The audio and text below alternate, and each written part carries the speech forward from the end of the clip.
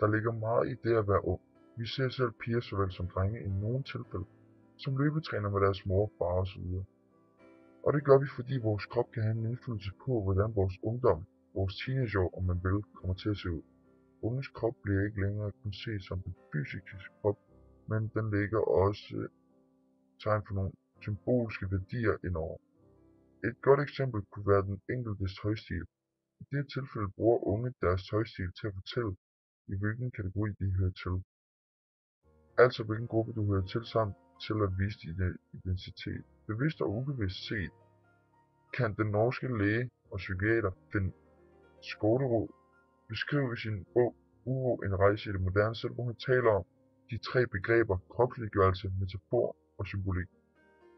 Begrebet kropsliggørelse bruges til at sige noget om det ydre omkring den unge, der internaliseres i kroppen, altså dermed gøres kroppen kropsligt, og det er forstået på den måde, at de unge tager de forskellige normer og regler til sig efterhånden, som de bliver påvirket af deres omverden. Som for eksempel er det normalt at skulle ændre på sig selv, som for eksempel at gå i et fitnesscenter. Der vil man bevidst kalde det, at personen gør noget ved sit udseende. For eksempel ved at kigge på omverdenen.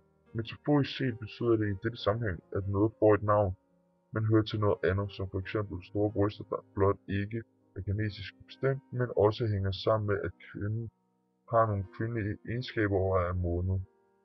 Der kan man tale om, at noget er ubevidst, i det personen blot får den smidt på sig. Som for eksempel, hvis personen blot træner rigtig meget, så fortæller det automatisk, at personen er meget maskulin, dog uden at måske at være det. Symbolisk set betyder det, at der er en forbindelse mellem det, vi ser, som det betyder. For eksempel en vielsesring, som betyder, at personen er gift. Dette er en blanding af både det bevidste og ubevidste, i det personen viser omverdenen, at hun har en vielsesring bevidst, og det i samfundet er et symbolsk tegn på, at personen er gift ubevidst.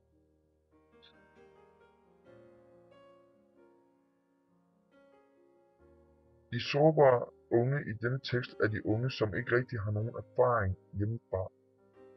Til for eksempel pornofilm, som de vil kunne finde på nettet, for eksempel ved at man vil efter føle sig usikre, fordi de ikke rigtig har nogen viden om, at porno faktisk er bare fiktion, og at normale mennesker i samfundet ikke præsterer eller agerer som et pornografi. Og det samme eksempel fra før, hvor vi ser, at der findes piger og drenge på 10-11 år, som dyrker løbetræning og allerede har en varieret kost. Dette kan også skabe en sårbarhed år efter, da de får sig en begrænset viden omkring kost og andet. Man kan give dem det positive billede af, at alle er forskellige, og sådan er det bare. Man må leve med sine forskelle, men hvis de er utilfredse med dem selv, kan de ændre det ved hjælp af deres egne valg. Styrkecentrene er her ikke for sjov, og derimod er kroppen deres værktøj til muligheder og sport, hvilket også vil udvikle ens krop til at blive flottere og mere tilfredsstillende. Problemer i hjemmet i dag kan findes hos mange personer. For eksempel kan skuffelsen stige til hovedet hos nogle forældre, hvis de ser, at deres børn begynder med at ryge.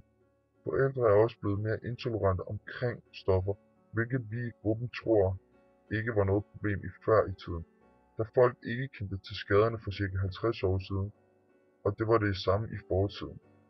Uddannelse er i dag meget vigtigere end for 50 år siden, fordi dengang blev man med det samme som ens forældre blev. Man levede bare i den sociale arv. Derimod så er ansvaret stadig det samme som for eksempel 50 år siden.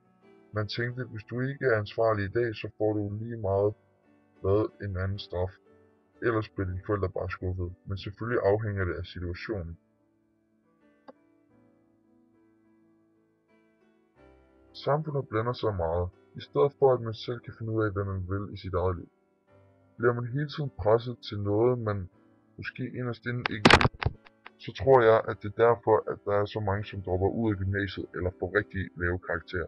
Da de hele tiden får proppet i hovedet, at hvis de ikke tager sig sammen på gymnasiet, får de ikke nogen fremtid.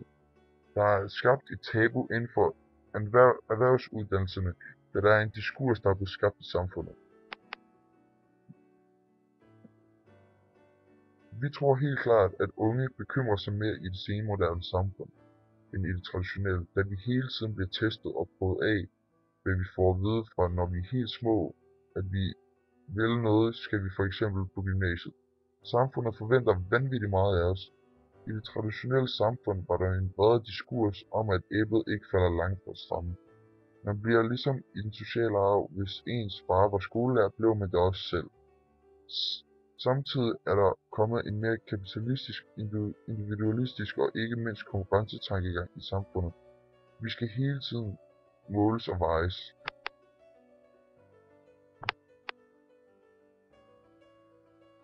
Unge er i dag blevet mere selvoptaget, end man var for ca. 30 år siden. Alle individer, især unge, har en Facebook-profil, hvor de dyrker deres egen profil meget. De sørger for, at alle ved, hvad de laver, at deres billeder bliver opdateret osv. De sørger for at sende et godt signal af dem selv, så folk får det indtryk, at de er nogle succesfulde samt livsglade mennesker. Det er derfor, at unge i dag dyrker deres egen person en del, da de har nærmest disse blogs at holde styr på, altså en side, hvor de deler deres hverdag osv.